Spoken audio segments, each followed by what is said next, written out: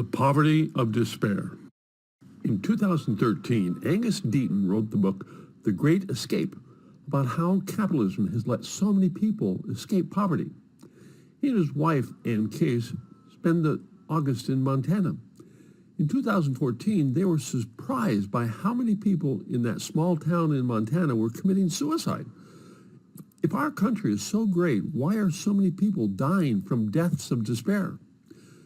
Deaton and Case discovered that if you only have a high school education, then your life expectancy is 8.5 years less than someone with a college degree or better.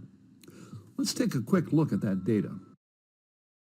My hypothesis is that as the U.S. economy focused on increasing profits, we lost sight of the value of the individual, their families, and the communities that they lived in. This resulted in the increase in deaths of despair and the decrease in the life expectancy of those individuals with a high school diploma or less. Robert Gordon points out with the world's best education system, the U.S. became an industrial powerhouse in the late 19th and early 20th century. However, we lost our competitive edge in the 60s when we did not have anyone to compete with following World War II. As Europe and Japan recovered, our economy suffered. In the early 70s, Milton Friedman wrote an article in the New York Sunday Times magazine stating the only purpose of a corporation was to make money. That changed our society. Now corporate leaders were willing to do whatever it took to maximize profits. The book Janesville documents the devastating effect that had on local communities.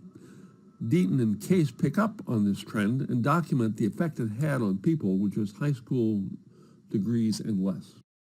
So to construct my model, I went to the CDC Wonder website, collected deaths by a cause of death, and then extracted the deaths of despair, and then went to the Yahoo Finance website to get the S&P 500 index. As you can see in this graph and the Stargazer report, the deaths of despair are increasing almost in lockstep with the S&P 500.